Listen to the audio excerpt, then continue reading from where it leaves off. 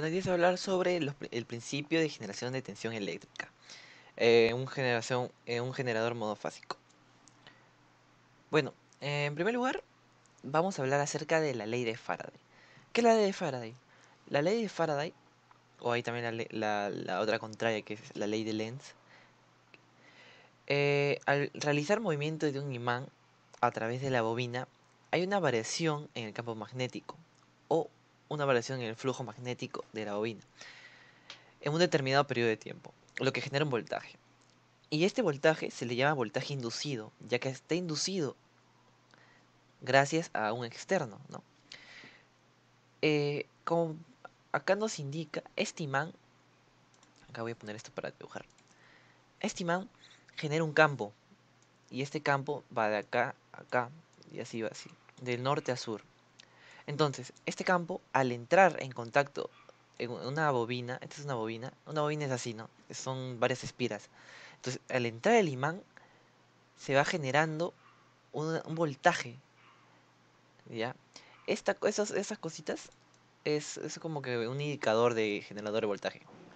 Como acá está estable, ya que indica que no hay voltaje, porque aún el imán no ha entrado en contacto lo suficientemente cerca para que se cree un voltaje. Entonces acá ya ya esta cosa se ha movido y ya se creó un voltaje positivo, como pueden ver acá. Y cuando ya el imán está en el centro, y no está en movimiento, ya el voltaje está estable, no hay voltaje, no, cero.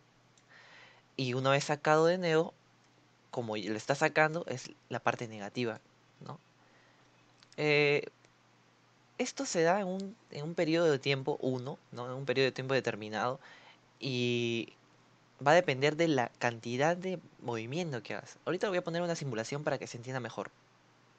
Bueno, como se puede ver acá, este es un simulador de Google que saqué, que es sobre la ley de Faraday. Acá está el imán. Este imán, como pueden ver acá, está el norte y sur. Entonces vamos a ponerlo de acá. Vamos a poner una espira, una bobina pequeña y una bobina grande. O sea, con bastante. Esta con dos vueltas y esta con cuatro vueltas. Número de vueltas, ¿no? Entonces, ¿se dan cuenta? Acá, línea de campo. El campo viene del norte a sur. Lo voy a sacar, para que no.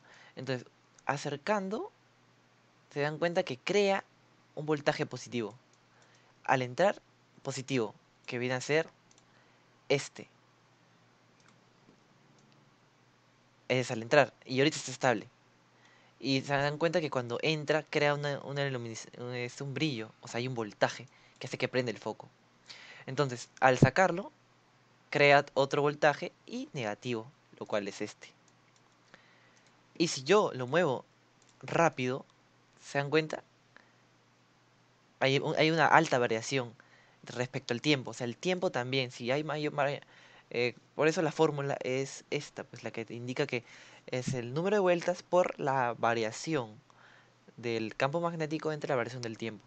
Es una razón entre esas dos, que es entre la variación del campo magnético y la variación del tiempo. Ahora, ¿qué tiene que ver el número de vueltas? Bueno, como pueden ver acá, el número de vueltas son dos vueltas, son dos espiras. Y no es tan brilloso. En cambio, si nosotros pasamos por uno que tiene más vueltas, vamos, ¿qué podemos comprobar? Que hay mayor intensidad, hay mayor brillo, miren.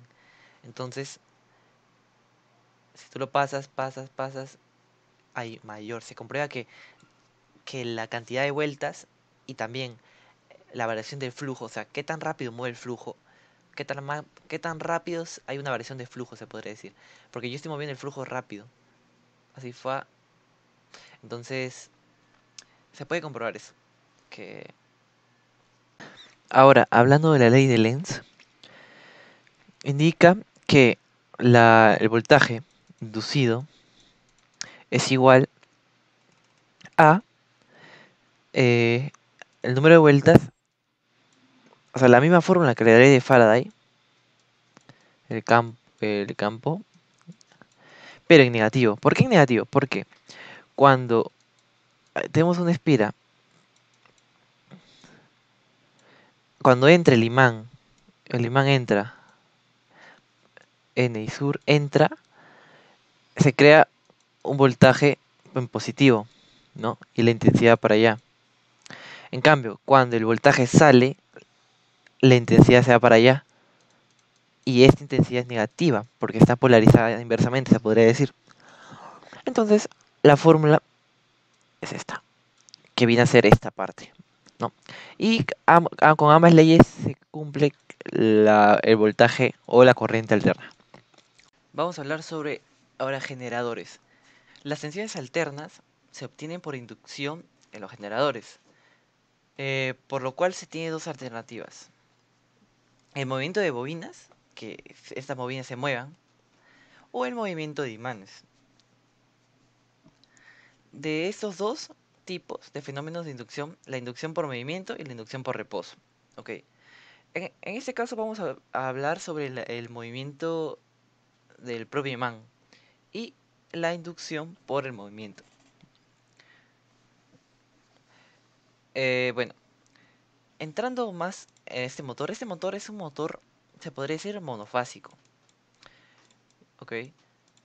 Este imán presenta, bueno, el norte y el sur y presenta un campo magnético pequeño. Para que este motor sea eficiente a la hora de usarlo, se presentaron diferentes soluciones, ¿no? Como agrandar el imán, como agrandar el número de bobinas, de espiras, la cantidad de vueltas, hacer que que el imán gire a una velocidad mayor, con ayudas externas. Entonces, lo que pensaron fue que este imán lo envuelvan en una bobina. Y esto llevó a crearse o a llamarse electroimán. Entonces, este electroimán, de hecho que crea un campo magnético mayor, gracias a la ayuda del campo magnético creado por la bobina, que ese campo magnético es creado por una electricidad DC. Es continua acá, o sea, esa electricidad entregada a esa bobina es DC, pero al momento de girarse, la energía va a ser alterna, ¿no? Entonces, esto ayudó a los fabricadores a que ya no tener que crear o invertir más dinero en comprar imanes más grandes o hacer más bobinas. Entonces, este electroimán. Ahora, ¿cómo hacen para que gire este imán? Porque este imán no va a girar solo. Este imán puede ser girado de diferentes formas, pero se le podría poner acá un rotor, se le llaman, que gire, ¿no? Rotor, que haga que gire el imán. También se le puede poner un motor con energía un motor empleando energía hidráulica, que es agua, con la caída del agua, muchas cosas, muchas soluciones, hasta por el aire, el propio aire puede hacer que gire, o sea, eso ya es externo, pero el punto es que gracias a este electroimán el motor nos da un voltaje inducido mayor, entonces la suma de estos tres, que son trifásicos, lo hacemos monofásico, pues, para su uso. Bueno, acá se puede apreciar el, estos son dos imanes, el imán N, el imán S. Por acá sale el campo magnético. Y acá al momento de girar las bobinas, igual, ¿no? Se crea un voltaje inducido que es recibido y recolectado por estas escobillas, ¿no? Se cumple el mismo modo, pero en este caso ya los imanes son los que se quedan quietos y las bobinas son las que se mueven. Hablando sobre las ondas senoidales, ¿por qué no senoidales? Es que la energía alterna te viene en presencia de onda y la energía DC te viene en presencia continua. Bueno, esta es la ecuación de esta gráfica y vamos a hablar sobre el voltaje pico, el voltaje pico pico, el voltaje RMS, el voltaje medio, el voltaje RMS y el voltaje eficaz también. Eficaz y el voltaje específico. Bueno, el voltaje específico es fácil de hablar porque como acá hay infinitos números, el voltaje específico va a ser, por ejemplo, acá hablamos de pi 3 cuartos, no, es pi sobre 6. Entonces el voltaje va a ser el valor queda cuando hablamos de este número en específico, nada más. Entonces, este ángulo va a ser reemplazado acá y ese es el valor específico para ese ángulo.